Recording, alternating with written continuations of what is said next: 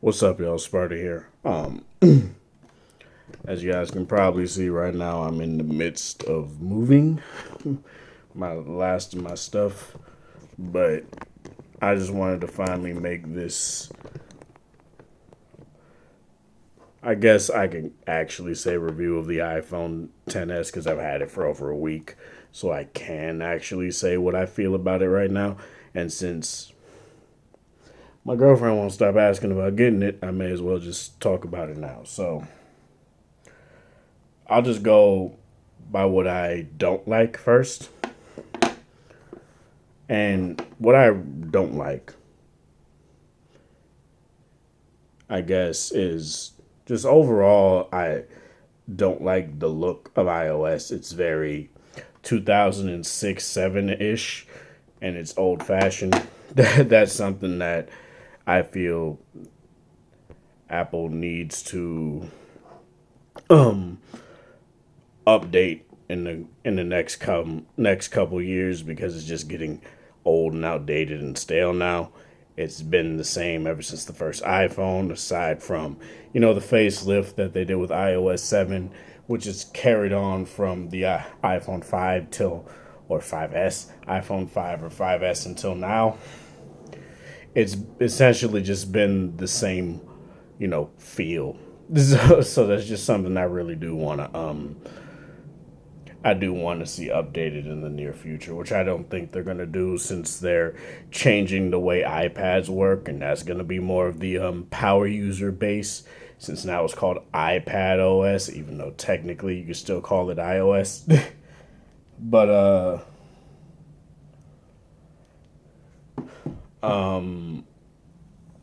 what else? I don't like how certain things operate when it comes to this as well. Say if I want to put something in the folder in the dock, I can't just drop it in there. I have to I have to literally press and hold it, then bring it in there and drop it, then leave. And that's something that I don't necessarily like because it's a bit too much when it comes to operation. It's something that I feel is a bit of an oversight, but that's something that I would say is something I don't like in terms of UI, management and stuff like that, how things operate when it comes to just overall usage. And honestly, I want a lot of things to change when it comes to that, but that not a lot of things to change when it comes to that, but overall it's serviceable, and I guess that's all that really matters. Next, what else? This is just something for me personally, but the size is a bit too small. If it was like a bit bigger or even like a bit taller, I'd be fine. Like say G7 size, but right now this is just as you guys can see, my hand is pretty like, scrunched up right here, and it kind of gives me some cramps, but it's whatever. Um Easily getting like an iPhone 10s Max would probably alleviate that problem, but overall I think that's just the one thing another thing I don't like. Another is battery capacity. I wish was a bit higher. I forgot what I said in my I forgot what I said in my iPhone 10s versus V40 video, but I think it was like 29. It wasn't 29. It was probably something a bit over 3,000 milliamp hours, and I just think that's personally not big enough for this day and age. Like, I don't want anything insane like a 4,000 milliamp hour battery, but a 3,400 or just like 3,300, especially for this size, would be totally serviceable. Or 3,500, like the G8 has. I personally think, especially with the optimizations that iOS has, that would be pretty good. Another thing I don't like, no headphone jack. That was bound to come up, so I would just get it out there right now. I don't like the fact that this phone doesn't have a headphone jack. It basically makes this phone practically useless when it comes to music for me. Like, I don't like the way ear pods feel in my ear. There's no seal. Like, I can feel air getting into the ear canal while the ear pods are in my ear, so I just don't like how they feel. And they just don't sound good to me personally. To each their own when it comes to that, honestly, but I just don't like ear pods. I never really have. I kind of wish they stuck with the original, the original iPod earbuds that they used to have. They used to actually have earbuds and not this weird pod look. But whatever.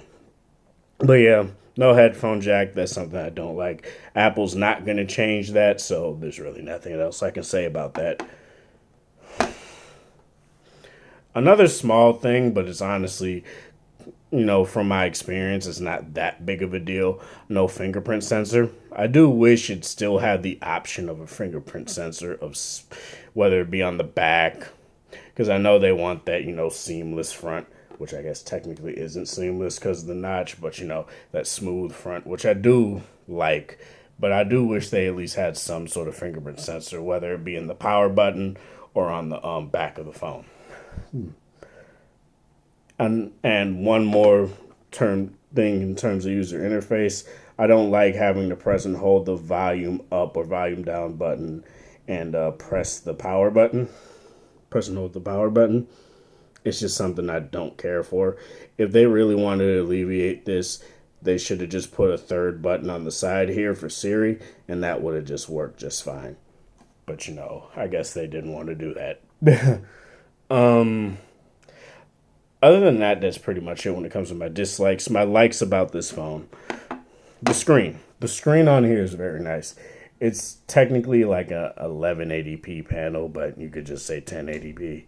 It's like 22, like 100 by 1180 or something like that. But you could just basically, it's just a higher pixel count, 1080p, and it's very crisp. It's sharp. I don't notice the pixels, and despite me having glasses, I can definitely see pixels. It's a very crisp and sharp display. It's a very bright display. I haven't seen any screen burn-in or anything like that yet, so that's something I really wouldn't worry about, especially a weekend. That would be pretty concerning, but that's just something I don't see. What else? The camera on here is actually pretty nice. I'm not a big fan of like super HDR processing. That's something that Google and Apple, flaunt all over the place, and that's just something I personally don't like. So it's not my favorite camera ever, but it's serviceable enough, it's good enough for me to use if I were to keep this phone on a day-to-day basis. And I guess I'll just show you guys a couple pictures here.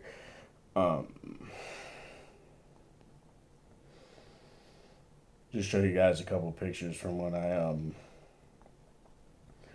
I went running yesterday. If I can find the right album. I don't know why they don't have just a simple camera roll. They just have an all pictures section, which which I think is kind of dumb, but Okay, so as you guys can see, it's not going to come in super great on a recording from a phone and recording a phone screen from another phone, but it's honestly whatever. The colors in here are very nice. It's not very HDR heavy here, but it's very good looking. It's something I wouldn't necessarily say is my favorite. It's not, a high pixel count or anything, but it's something that is very nice. Let me go to something that isn't just water real quick. Okay, so I had some stromboli at this pizza place, and let me turn this screen up. As you guys can see, there's a good amount of detail there. It looks very nice. It's not really that like oversaturated or anything here, but overall it just looks very good in my opinion, and that's something that I do indeed value a lot. Why the fuck?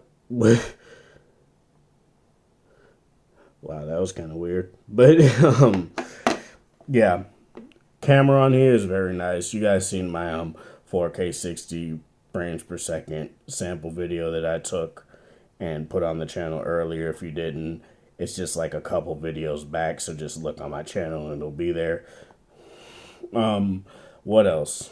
Overall, in terms of like smoothness, this is a very smooth phone.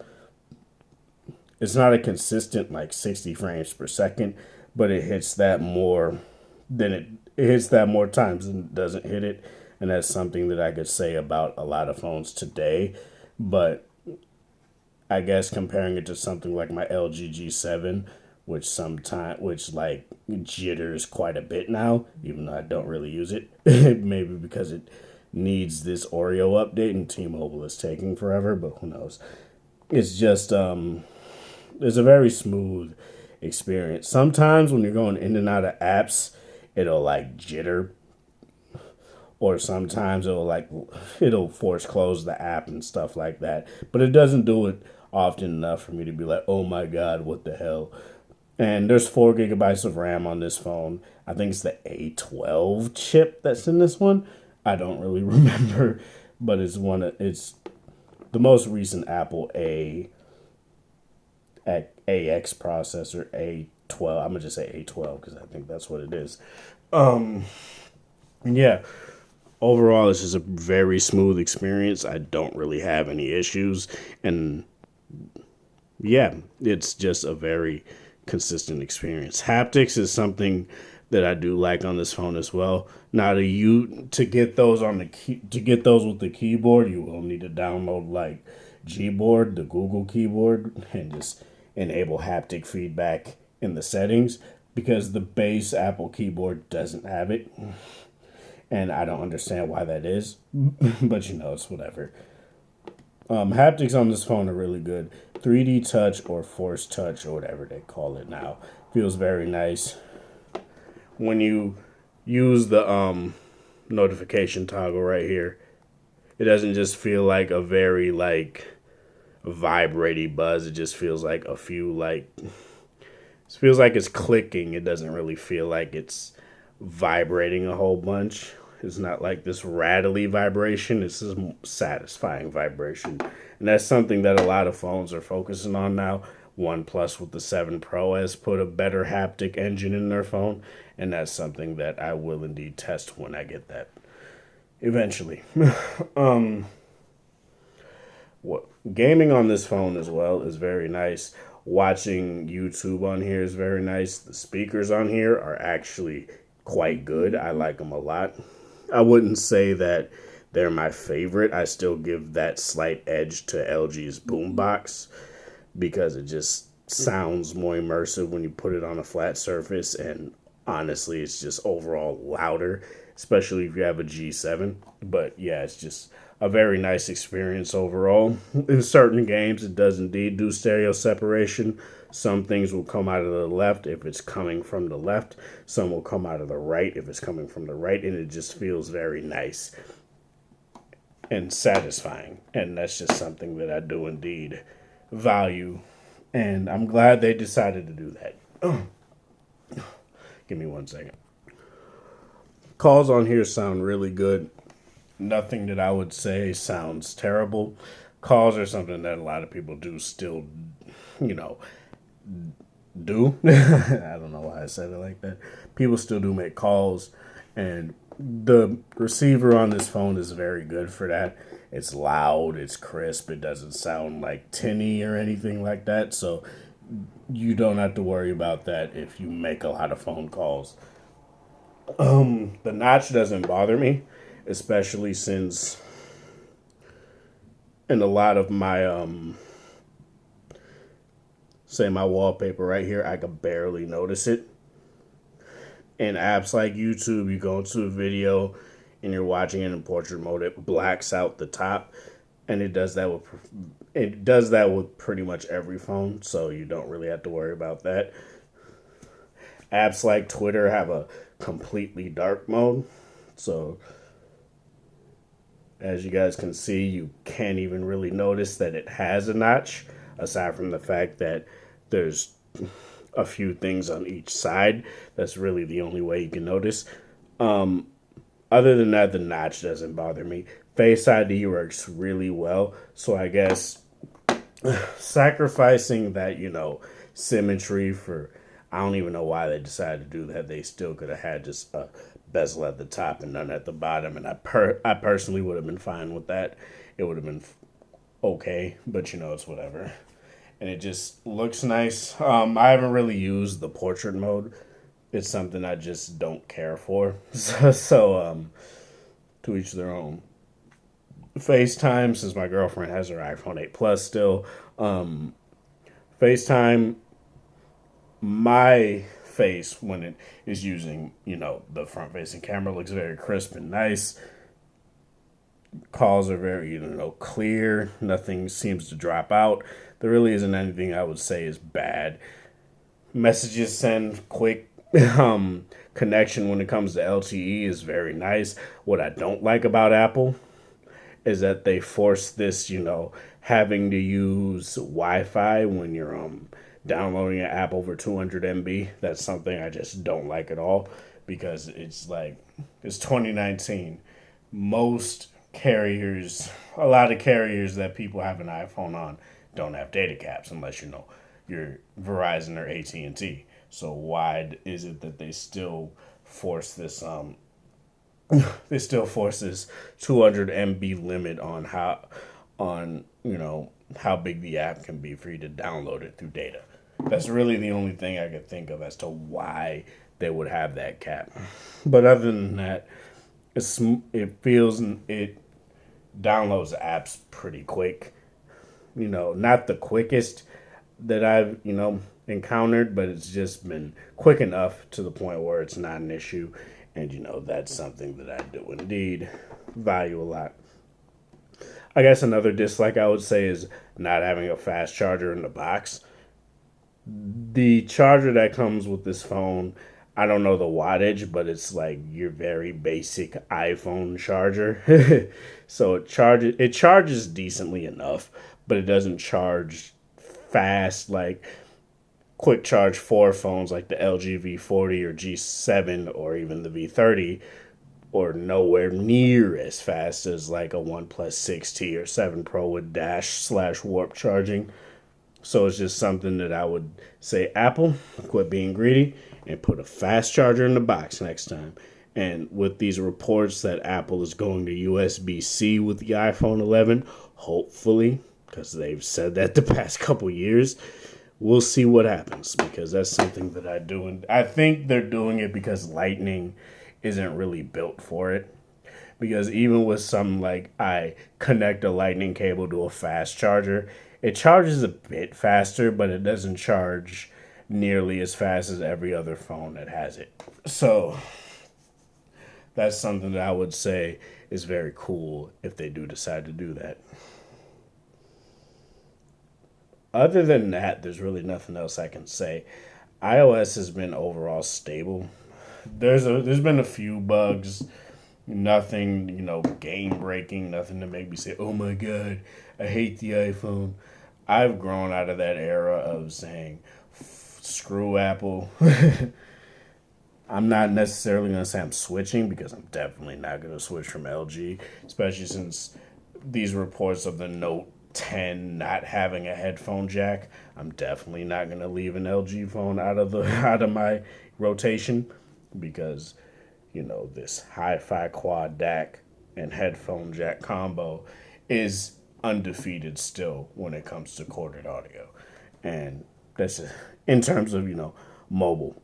And that's something I will never give up. But other than that, that's pretty much it. Would I recommend this phone? Definitely. You can get this phone on eBay for like at least $600 to $800, which I still think is $800 to me is still a steep price. This is the 256 gigabyte version. So if you really do want this, I would say find it on like Swappa or something, or get it through your carrier if you really do want it. But it's something that I do say is a really good phone. This is Sparta. Thank you guys for watching. Thanks for support. I want to keep this under fucking 30 minutes. Jesus. Thank Thanks for your support. Hope you guys have a wonderful Saturday, or whatever time of day it is in the area. Like the video if you like it, dislike it. If you dislike it, share with people that are interested in sort of content. Do you have an iPhone 10s or 10s Max or any other phone and are thinking about going to an iPhone because, say, Samsung or OnePlus or Huawei ain't really cutting it for you, and you just want something basic? I would say this: the iPhone 10s is a really good basic phone. I would go for the 10R personally if you're just looking for a basic experience and don't really care about every single bell and whistle. But that's totally subjective, I guess. Yeah, let me know down in the comments if you have this phone or any other phone that you want to talk about, or if you're gonna switch from this phone, I guess.